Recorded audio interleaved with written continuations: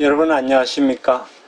이번 시간에는 인류 무형문화유산 공동등재 사례로 매사냥 문화에 대해서 한번 살펴보려고 합니다. 우리가 지난 몇 시간 동안 몬순 지역의 불교 유적과 건조물에 대해서 살펴봤습니다. 그래서 유형유산에 대해서 살펴봤다면은 이번 시간과 그 다음에 다음 시간에는 무형유산에 대해서 살펴볼 계획입니다. 구체적으로 내용은 이렇습니다. 실크로드, 조금 전 지도에서 보셨던 실크로드를 통해서 이 전파된 한중일 삼국의 매사냥 문화와 그 다음에 몽골의 매사냥 문화에 대해서 이해를 하는 것을 목표로 삼고 있습니다.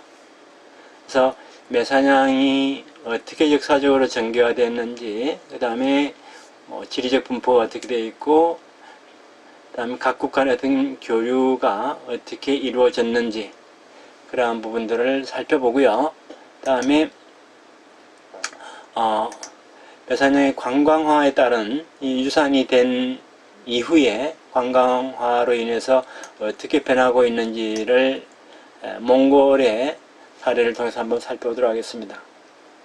기본적으로 이 매사냥의 어떤 시대별 역사적 전개 과정을 전파의 시점에서 한번 동태적으로 살펴보고요.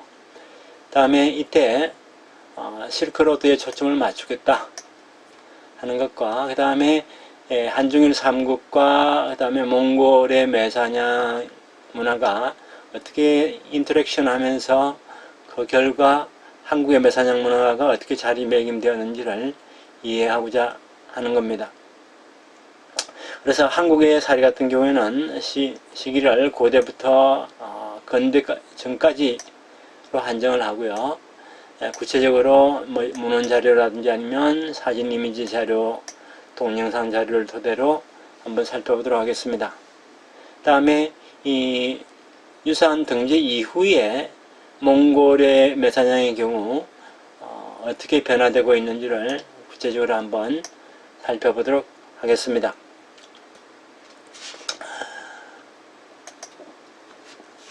우리가 지난 시간에도 잠깐 말씀을 드렸습니다만은 무형문화유산협약이 2003년에 체결이 되고 2006년에 발효가 된 이후에 이 제도가 아직 막 체결이 어떤 작비 전 상황이기 때문에 각 나라에서 많은 수의 어떤 유산을 등재하기 위해서 한 번에 많이 이렇게 신청을 하게 됐습니다. 그래서 2006년부터 실제 등재 건수랄까 신청 건수가 많아지면서 2006년, 2007년 이렇게 시간이 지나면서 폭발적으로 신청 건수가 늘어나게 됐습니다. 그래서 이래서는 안 되겠다. 유네스코에서 상당히 일의 어떤 과부하를 느끼게 되고 무분별한 어떤 신청으로 인해서 정말 유네스코가 이 무형문화유산 협약을 체결한 본 취지가 왜곡될 수 있다. 그러한 문제점이라는 여러 가지 문제점이 대두되면서 공동등재 방식을 추진하게 됐습니다.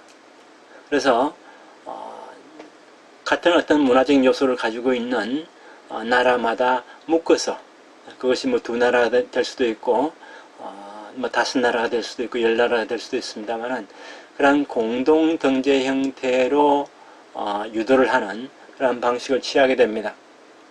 그래서 2009년에 처음으로 공동등재를 하게 됐는데, 그것은 다음 슬라이드에 나오고 있습니다만은 우리가 지난 시간에 다루었던 노브루즈라는 사막지역의 전통적인 축제가 대표적인 사례라고 할 수 있습니다. 자, 이렇게 공동등재를 하게 됐던 이유는 뭐냐면은 신청 건수가 많은 것도 있지만은 등재 신청국가 간의 어떤 불균형이 가장 큰 문제였습니다. 그래서 이 제도를 잘 알고 있는 중국이나 일본이나 한국 등에서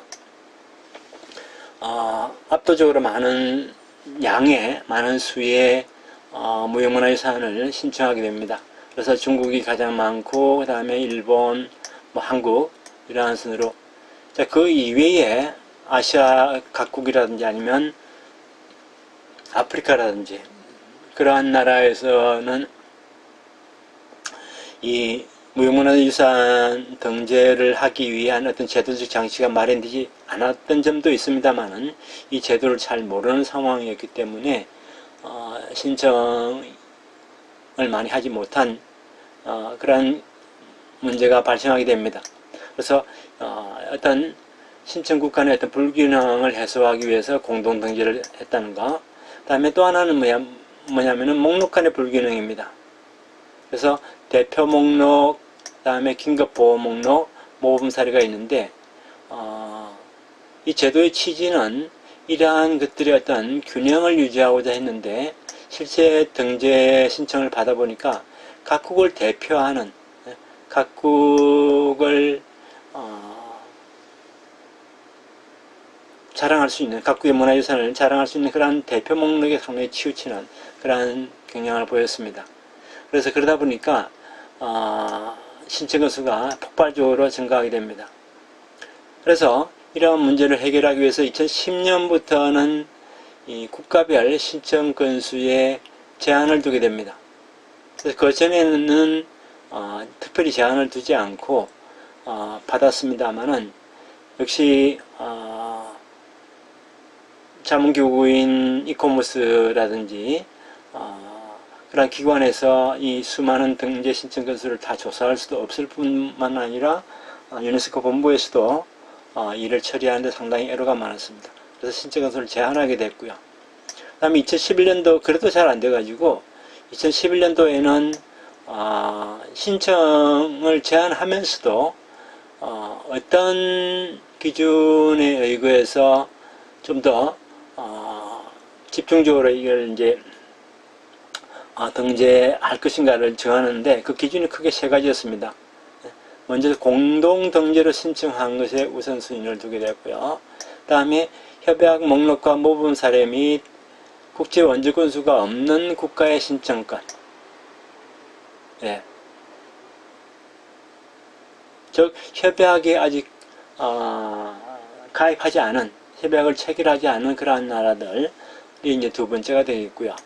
아니면 국제 원조 건수가 없어서 원조를 받아야만이 등재 신청할 수 있는 그러한 나라들. 다음 세 번째는 등재 및 등록 수의 건수가 적은 국가의 순으로 우선순위를 결정하겠다. 그래서 예를 들어서 한중일 3국 같으면은 한국이 요 당시에 이제 등재 건수가 적기 때문에 만약 한국이 신청하게 되면은 일본보다는 중국보다는 유리하게 된다는 것이죠. 실제 이미 이 시기에 한중일 3국이 많은 등재 건수가 있기 때문에 등재 신청을 해도 잘 되지 않는 그러한 일이 발생하게 됩니다. 어쨌든 2011년부터 이렇게 제도가 바뀌면서 공동 등재 신청권을 점적으로 하게 됩니다. 자, 지금 보시는 표는 2009년부터 2011년까지 공동 등재 현황입니다. 그래서 우리가 지난 시간에 살펴보던 노브루즈 축제가 2009년에 있었고요. 그 다음에 아르헨티나, 우루과이, 탱고가 있었고, 오늘 다루는 것이 2010년입니다. 네, 매사냥인데 사실은 이 매사냥을 등재시키기 위해서 주도적으로 이 작업을 추진한 나라가 아랍에미리트, 즉 UAE라는 중동 국가입니다. 그래서 이 UAE에서 주도적으로 나서가지고 등재 신청 작업을 했고요. 그래서 그 당시에 벨기에, 체코, 프랑스 등 유럽의 나라들, 그 다음에 한국, 몽골, 아시아죠. 모로코, 카타르, 사우디아라비아 이런 중동 지역, 스페인, 시리아, 헝가리 이쪽도 사실 유럽에 해당이 된다 하죠. 그래서 13개국입니다. 지금은 이 당시에 신청을 하고 싶어도 하지 못하는 그러한 나라도 있었고, 사정이 여의치 않아서 이제 신청을 못한 나라도 있는데, 나중에 후발주자로 추가된 나라들이 있습니다. 그 대표적인 나라가 일본 같은 경우가 그렇습니다. 예. 일본에도 이제 메사냥 문화와 관련한 역사가 오래되었지만은 일본 국내의 문화재 보호법과 그 다음에 유네스코 등재 신청 기준에 부합되지 않는다고 해서 신청을 못했단 말이에요. 일본 같은 경우는 일본의 문화재 보호법에 의거해서 국가무형문화재로 지정된 순수에 따라서 유네스코 인류무형문화유산 등재도 그렇게 합니다. 그래서 아무리 메사냥이 역사가 오래됐다 하더라도 이 메사냥이 국가무형문화재로 지정이 되어 있지 않았기 때문에 신청 자체를 할 수가 없는 거예요. 예. 그렇습니다. 한국 같은 경우에는 사실 선등재 후 지정 그런 방식이었습니다. 그렇다고 메사냥이 국가무형문화재는 아니었지만은 시도 대전광역시 무형문화재, 그 다음에 전북도 무형문화재, 즉 지자체 무형문화재였지만 그러나 국가를 대표할 수 있다라는 그런 확대 해석을 통해서 신청이 가능했습니다. 실제 이제 메사냥을 등재할 때 한국에서는 특별히 한 건 없고요.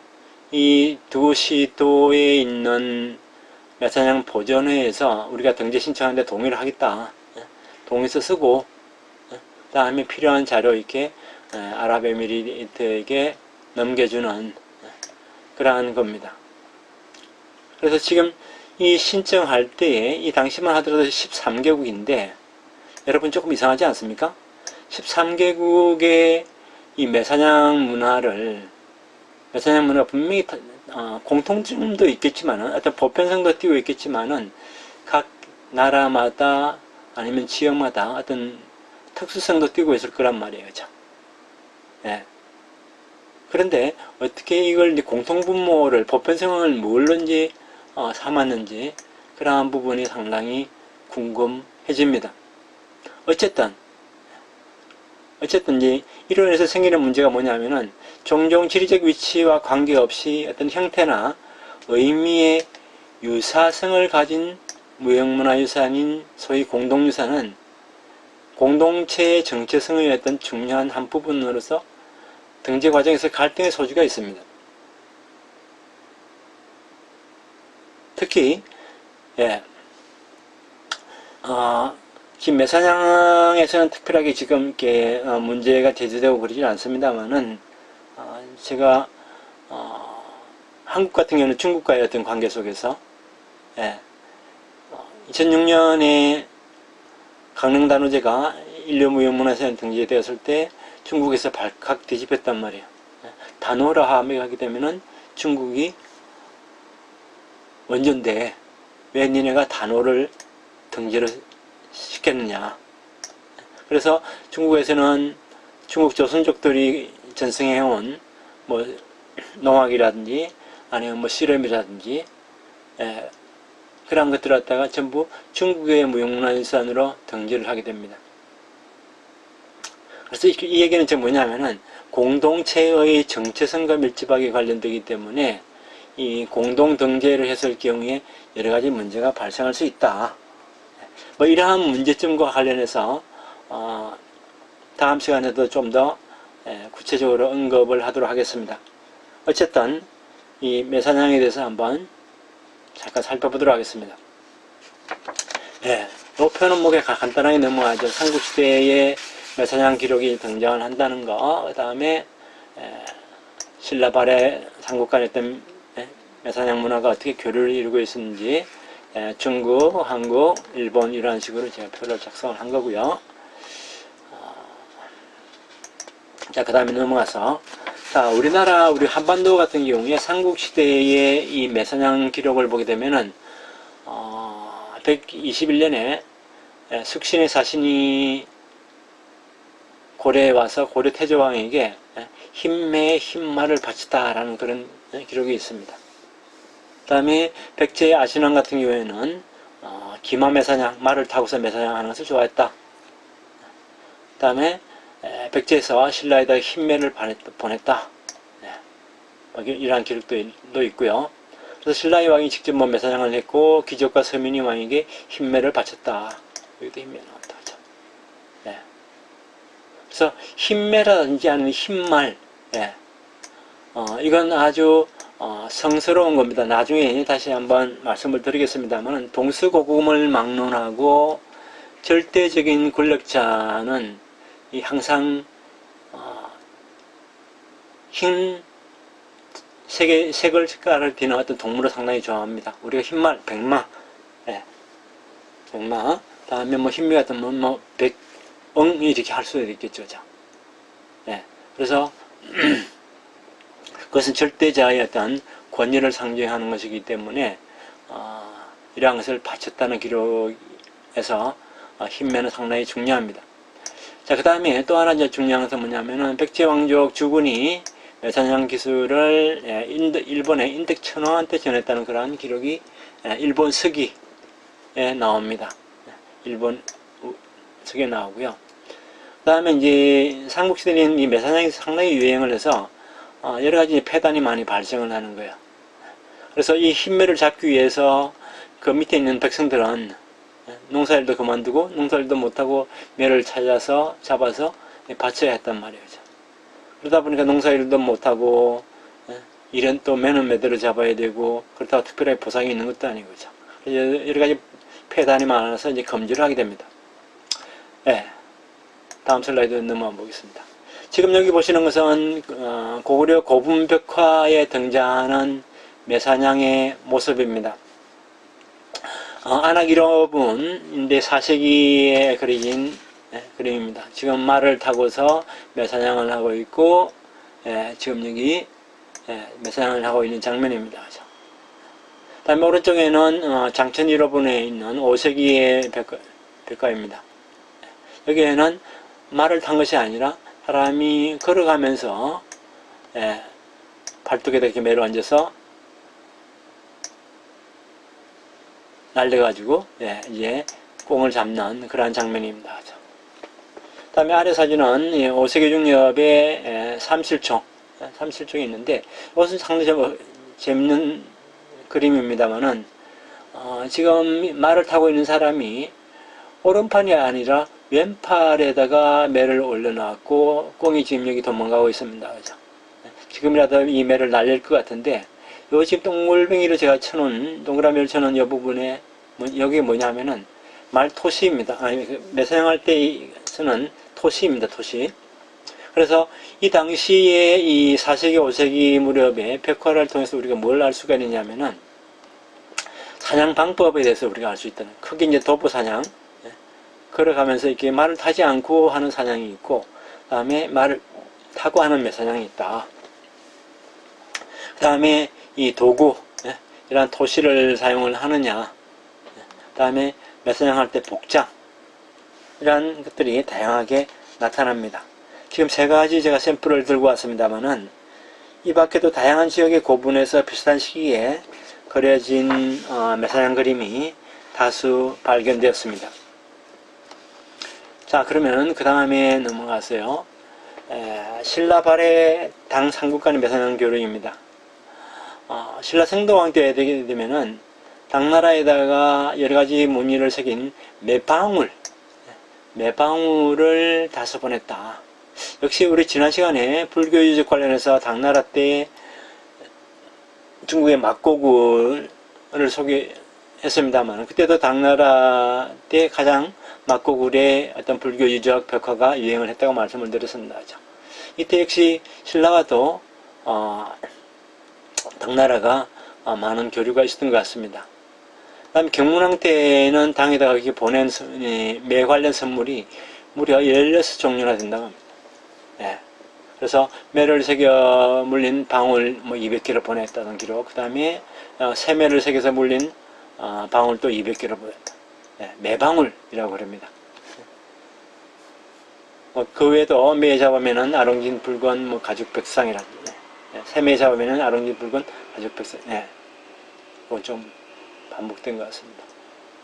다음에 신라와 발해는 당나라에게 매를 보내기도 했는데 당의 득종은 더 이상 매를 보내지 않아도 된다.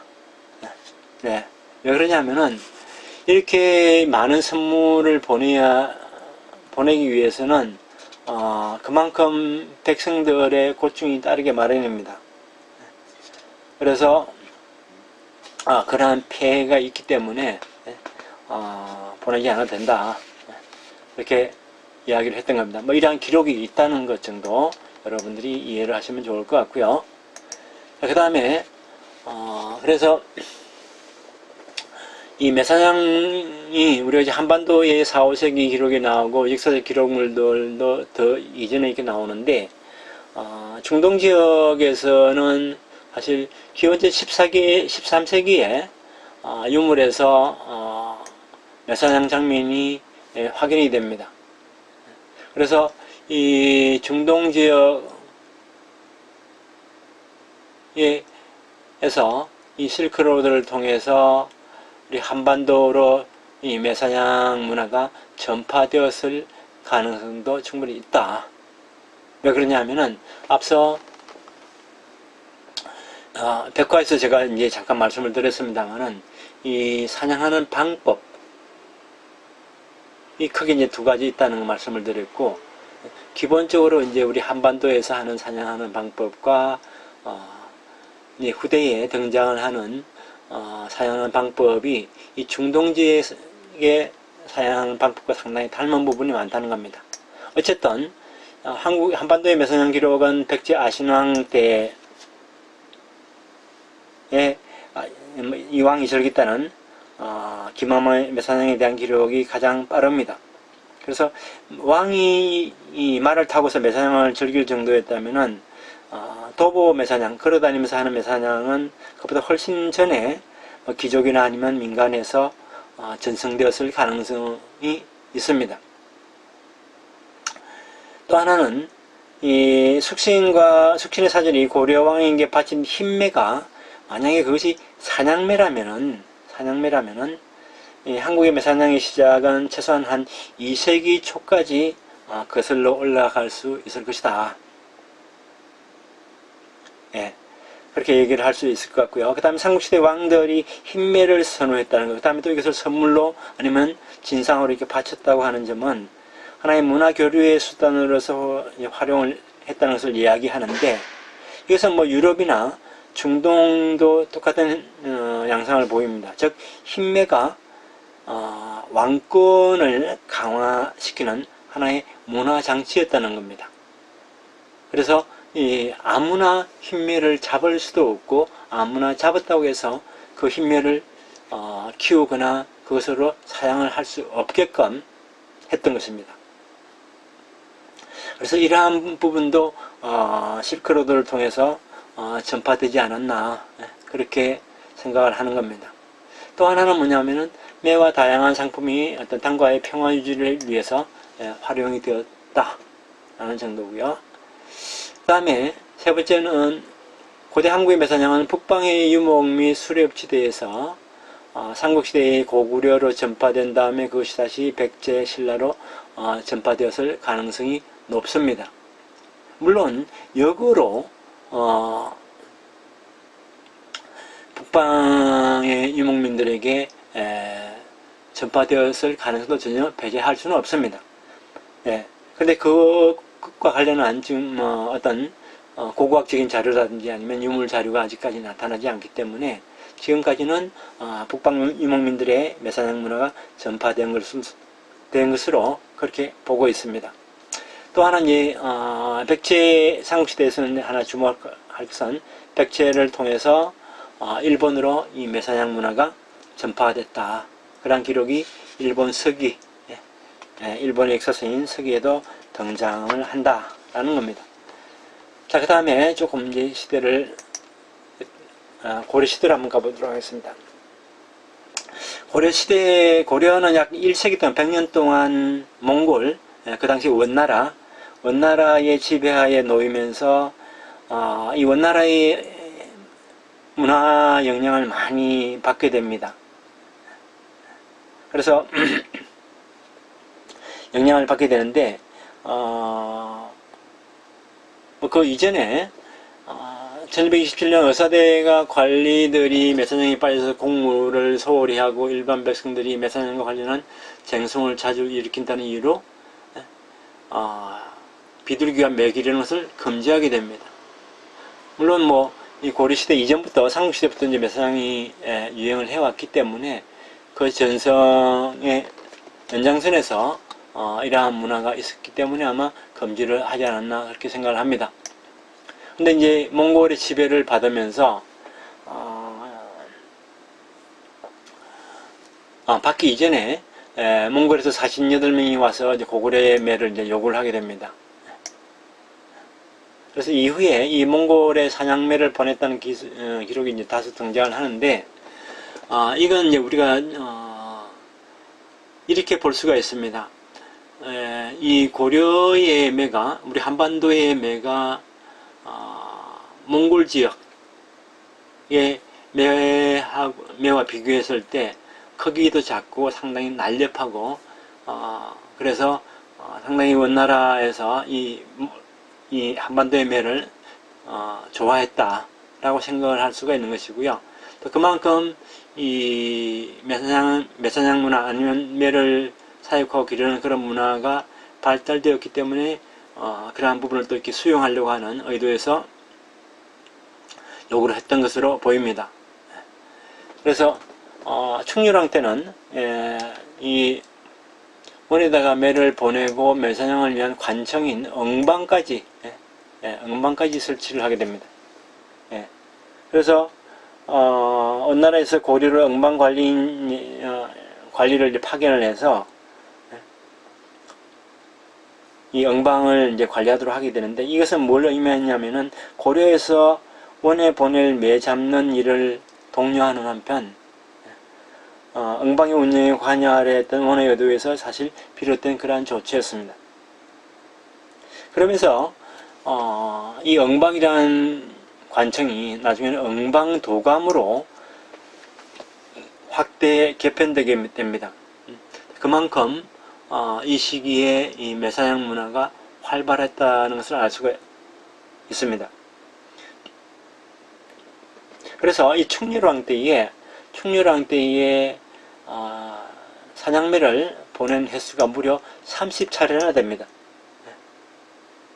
그래서 이 한번 보낼 때에 뭐 한 마리씩 보냈는지 그것까지는 구체적으로 나오지는 않습니다만은 30차례나 보냈다고 하는 것을 보게 되면은 그만큼 한반도에서 생성되는 매가 상당히 뛰어났다, 우수했다라고 할 수가 있겠죠. 그죠? 그래서 원에서도 이 답례 차원에서 이제 7차례의 매를 이제 보내오게 됩니다. 즉 원나라의 몽골에 매를 보내왔다는 거죠. 그래서 실제 매가 몽골로 가고 몽골의 매가 이렇게 오면서 서로 이제 교류가 생기면서 여기에 또 새로운 매사냥 문화가 생성되게 됩니다.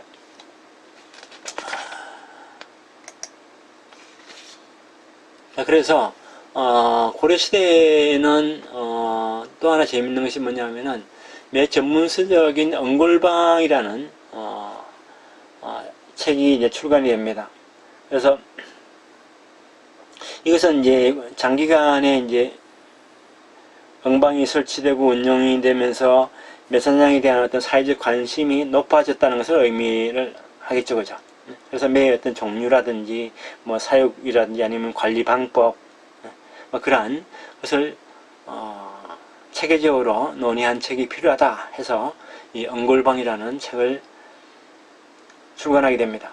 그래서 이 책 안에는 12종류가 되는 12종류에 이르는 매의 어떤 종류별 특성이라든지 뭐 먹이가 어떤 것을 먹이라든지 아니면 뭐 매를 훈련시키는 방법이라든지 그 다음에 매의 어떤 질병이나 치료 방법까지 아주 세세하게 기록이 되어 있습니다. 그 다음에 이 앞서 말씀드린 충렬왕 같은 경우는 응방을 관리하는데 그치지 않고 직접 매사냥에 나간 우리가 이유도 한번 이해를 할 필요가 있습니다. 즉 왕이 이 사냥을 나간다.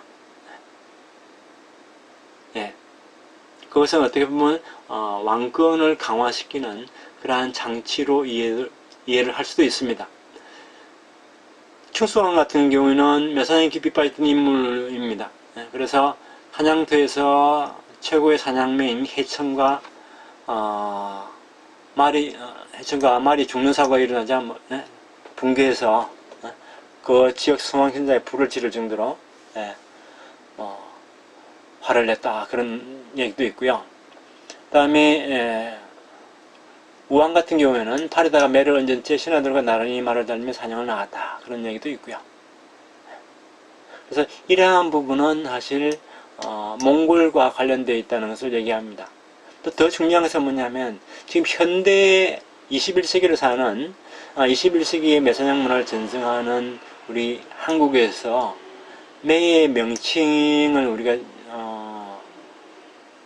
예를 들어서 보라매, 여기 보라매 공원, 보라매 역에 그 보라매 있지 않습니까? 이건 사실 몽고로의 보로에서 13세기 몽고로 보로에서 차용해 온 겁니다. 이 밖에 뭐 송골매라든지 송골매를 몽골어는 차강성허르라고 이렇게 얘기를 합니다만은, 이러한 용어라든지 아니면은 1년생이냐 2년생이냐에 따라서 수진이 날진이 뭐 초진이 재진이라고 그렇게 부릅니다만은, 이러한 수진이 날진이 같은 경우도, 특히 날진이 같은 경우는 나친이라고 해서 이것도 몽골어입니다. 이외에 뭐 퀴친이라든지 퀴시바라든지 그죠. 이러한 용어들이 아직까지 우리가 사용하고 있다는 겁니다. 그 다음 또 하나는 뭐냐면 매사냥꾼을 부를 때 우리가 수알치라고 부르는데, 수알치, 이것도 사실 몽골어에서 차용한 겁니다. 시바쿠시라는 몽골어에서 사용된 거고요. 그 다음에 사냥방법, 제가 고구려 고분벽화에서 기마 매사냥을 하는 장면의 사진을 2장 보여드렸습니다만은, 그 왼쪽 아래 사진에서는 왼팔에 토시 위에다가 매를 얹어서 사냥을 하는 장면이 있었습니다. 그 얘기는 뭐냐 하면은, 우리의 전통적인 어떤 매사냥 방법, 기마 매사냥 방법은 왼팔에다가 매를 올려놓고 이동을 하지 않았나. 그런데 몽골 같은 경우, 즉 실크로드를 중심으로 한 이 사막지역 같은 경우라든지 위쪽에서는 기본적으로 오른팔입니다. 예. 그리고 또 뭐 개를 동반한 사냥. 예. 그래서 오른팔에 매를 올려놓고 하는 이 사냥 방법이 나중에 전파가 되게 됩니다. 그 다음에 사육 도구, 사진이 조금 더 사진에 보여드리겠습니다만, 매를 올려놓는 횃대라고 하는 통아리가 있습니다. 여러 가지 모양이 있습니다만, 이렇게 해서 매를 여기다 올려놓는, 그 다음에 토시를 사용한다든지, 아니면 매 눈을 감기는 후드를 사용하는 것, 이러한 것들도 원래 우리나라의 문화가 아니라, 매사냥 문화가 아니라 이 몽골에서 들어온 것이 아닌가, 아니면 이 실크로드를 통해서 전파된 것이 아닌가라고 그렇게 생각을 합니다. 자, 그 다음에 조선시대로 가보겠습니다. 조선시대는 명나라와 이제 이 많은 교류가 있었고요. 특히 이제 일본과도 교류가 있었는데, 조선시대에도 상당히 매사냥이 유행을 했습니다. 그래서 조선왕조실록에 보게 되면은 매사냥 기록이 무려 354회나 등장을 합니다. 사냥했다는 기록만, 그죠? 근데 뭐 이외에 엉방이라든지 해동이라든지 다른 매사냥 관련한 용어를 검색을 하게 되면 훨씬 더 많아집니다. 어쨌든 매사냥을 이렇게 많이 했다. 특히 이제 이 조선시대의 매사냥을 활성화시킨 인물은 태종입니다. 예. 태종인데 그는 상당히 이제 기마 매사냥, 말을 타고 매사냥을 나가는 것을 상당히 좋아했습니다. 다음에 조선 전기의 사냥용매의 어떤 사육과 매사냥이 활성화된 또 다른 계기는 뭐냐면은, 중국 명나라에 이 사냥하는 매와 개를 진상했다는 거, 바쳤다는 거죠. 예. 자, 이 바치려면 그만큼 매가 많이 확보가 되어 있어야 되고 그래야 된단 말이에요. 그죠? 예. 그래서 이 사냥매를 확보하기 위해서 실제 관에서 물질적인 보상과 함께 신분 상승의 어떤 기회를 제공하기도 했습니다. 그래서 지방관리들에게 이 사냥매를 잡는 것과 진상이 하나의 주요 업무이기도 했습니다. 그러다 보니까 일반 백성들은 또 지방관리들이 또 얼마나 일반 백성들을 쪼우겠습니까? 그죠? 예, 백성들만 죽어놨던 겁니다. 그 다음에 그러다 보니까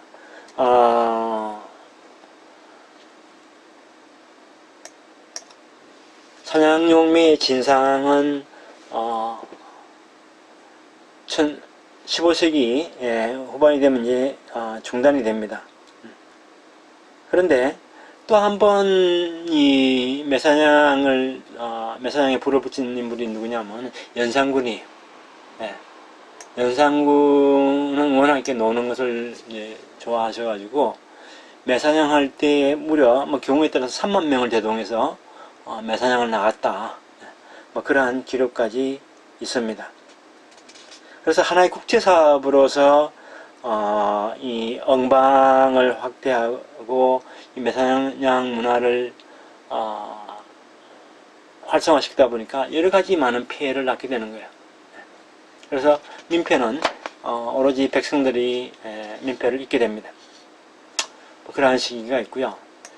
그 다음에 일본과의 이제 교류입니다만은 조선은 사실 일본과 두 번의 전쟁 이후에 특히 사냥매는 이 일본과의 어떤 교육 물품 가운데서 상당히 높은 평가를 받은 그런 하나의 한 종류입니다. 그래서 조선의 매는 일본과의 어떤 친선 외교 유지를 위해서 적극적으로 이렇게 조선 정부가 활용을 했고, 이 활용하는 기간도 상당히 조선 말기까지 19세기까지 이어졌습니다. 그 중에 다양한 방식이 있는데 특히 크게는 두 가지입니다. 하나는 그림을 통해서 엉노라고 해서 매 그림을 통한 것과, 또 하나는 이제 서적을 통한 건데 물론 사냥매를 이렇게 보내는 것도 있습니다. 그래서 그 대표적인 사례가 뭐냐면 이암의 가응도라는 그림입니다. 이거는 나중에 슬라이드로 보여드리도록 하겠습니다. 가응도인데 사실 요 시기에 중국 황제 휘종도 엄청나게 이 매와 관련한 응도, 매 관련 그림을 좋아했습니다. 그래서 어마어마하게 많은 그림을 그려서 황제가 친히 이렇게 선물로 내려주는 그러한 경우도 많고, 좋은 그림을 그리는 이 화가들을 육성해서 좋은 그림을 그리도록 했습니다. 어쨌든 중국 황제 휘종의 영향을 받은 이 이암이 그린 이 그림 같은 경우에는 정말 중국에서도 많은 높은 평가를 받았을 뿐만 아니라 일본에까지 영향을 미쳤다. 또 하나는 뭐냐면은 응골방, 고본 응골방이 편찬이 되고요. 그 다음에 신정 응골방이 편찬이 됩니다. 그래서 신정 응골방은 이것을 정보 개정한 거라고 생각하시면 좋은데, 이러한 책들이 이제 일본에 전해져서 일본의 하나의 교양서적으로 아니면 매사냥과 관련한 어떤 기술서적으로서 활용이 되게 됩니다. 그래서 조선시대 같은 경우에는 동부아시아 각국에서 이 조선의 매하는 매사냥 문화가 높은 평가를 받았다, 즉 성과가 좋았다 라고 할 수가 있겠고요. 그 다음에 명나라에다가 매하고 이제 개를 이렇게 진상하는 그러한 것과, 그 다음에 일본에 이제 매사냥 사냥매를 이렇게 제공했던 거, 보내줬다는 것, 그 다음에 뭐 그러한 것들은 어떤 양국 간의 어떤 평화 유지를 위한 하나의 장치로 활용되지 않았나, 그렇게 볼 수가 있겠습니다. 그 다음에 이 사냥매의 이제 교역은 이 매를 포획하는 것과 아니면 사육을 위해서 위한 어떤 관청, 전문적인 기관인 엉방의 활성화를 가져왔다는 것. 그 다음에 중국의 영향을 받은 이 매와 관련 매 그림, 응도는 조선을 거쳐서 일본에도 영향을 미쳤다는 것. 그 다음에 매사냥 관련된 도서가 발행이 되면서 그것이 또 일본에 영향을 미쳤다는 것. 이러한 점은 우리가 기억해도 좋을 것 같습니다. 그래서 지금 한반도의 이제 매사냥 문화를 이렇게 좀 간단하게 우리가 살펴봤습니다만은, 요약을 하자면은, 이 매사냥 문화가, 비록 19세기 전반에 국가기관으로서의 영방은 폐지됐지만은, 조선의 왕족이라든지 아니면 뭐 귀족, 민간에서는 매사냥이 계속되어 왔습니다. 그래서 역대적으로 이렇게 쭉 우리 삼국시대부터 한번 살펴보게 되면은, 한반도의 매사냥은 어떤 권위의 상징이더라. 특히 왕권을 강화시키는, 그 다음에 왕권을 강화시키고 유지시키는 그러한 기능을 했더라. 라는 것과, 그 다음에 귀족층에서는 자신들의 어떤 입신양명을 위해서, 즉 사회적 지위를 공고히 하는 하나의 수단으로 사용되어 왔습니다. 그리고 민간에서는 공동체 구성원의 어떤 유대를 강화시키는 그런 기능도 해왔지만은, 사실 이 정부에 바쳐야 하는 이 매를 확보하는데 많은 애를 써야 하는 그런 입장이기도 했습니다. 어쨌든 이 매사냥은 고대 중앙아시아에 기원을 둔 것으로서 실크로드를 통해서 한반도에 전파되고, 그것이 다시 일본으로 전파되는 그러한 전파의 산물이더라. 그 다음에 이 사냥매는 어떤 국가 간의 평화 유지를 위한 하나의 외교적 수단으로서 활용이 되고 있습니다. 뭐 지금 21세기 현대에도 외교 정상들이 오게 되면은 뭐 예를 들어서 중국과 일본 간의 관계를 돈독히 하기 위해서 중국의 판다를 갖다 이렇게 일본에다 보내준다든지, 그죠. 그래서 해당 나라를 상징하는 그러한 것들을, 동물을 보내줌으로써 그것이 하나의 평화 유지를 위한 수단으로 사용되는 경우가 많이 있습니다.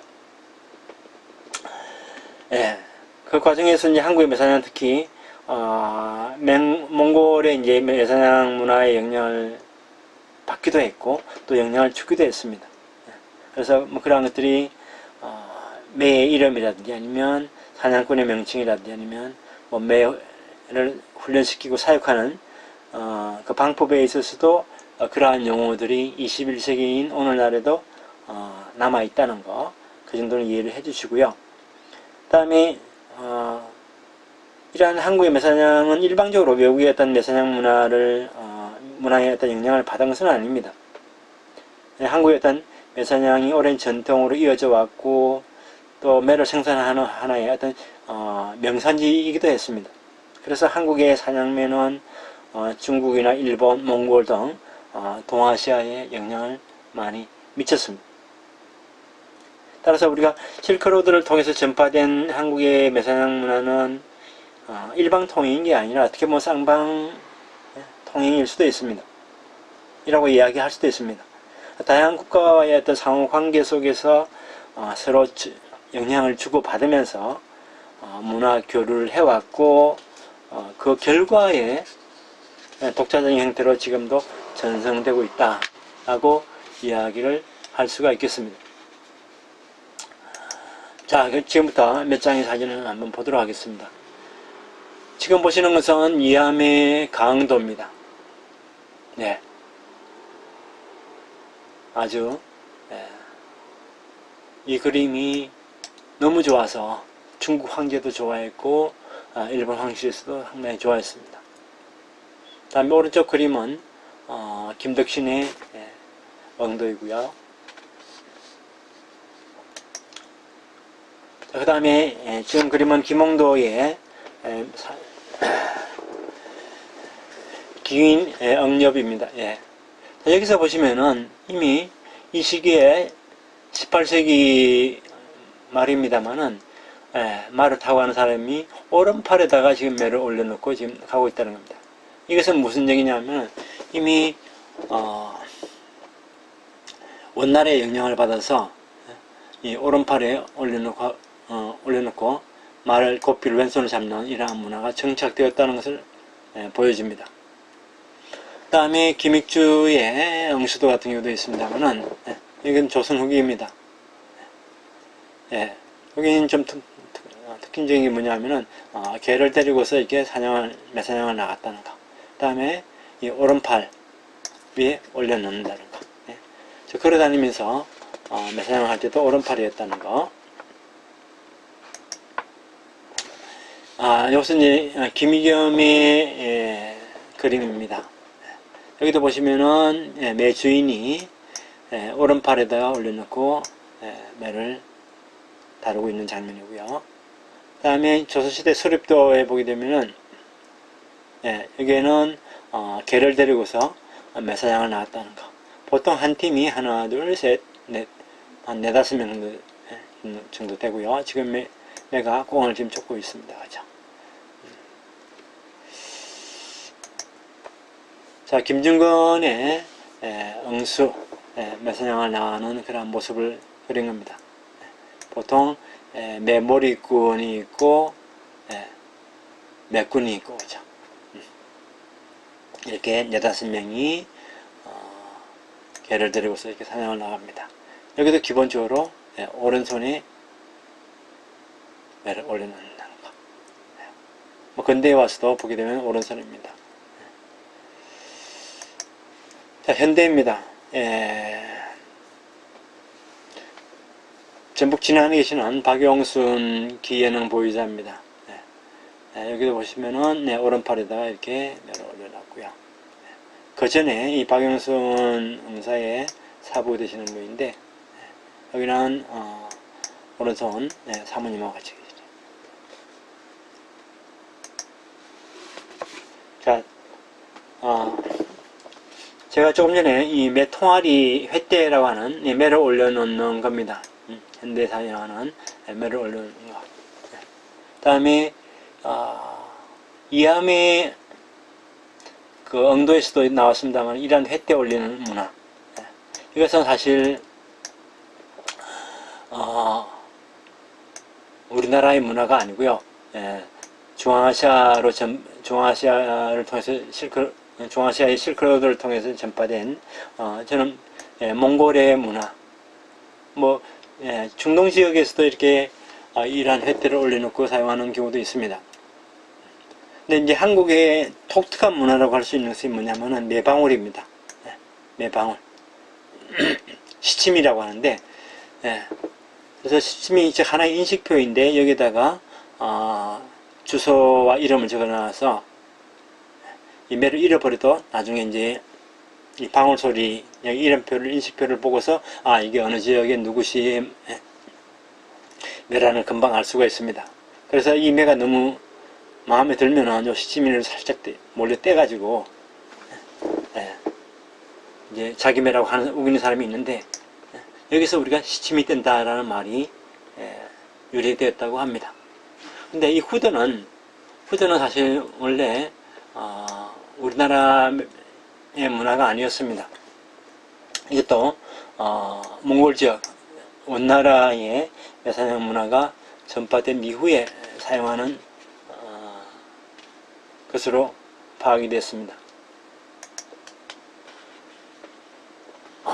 자, 그러면은 잠깐 여기까지 하시고 몽골의 매사냥 문화에 대해서 이것이 관광화로 인해서 어떻게 변화하는지 잠깐 살펴보도록 하겠습니다.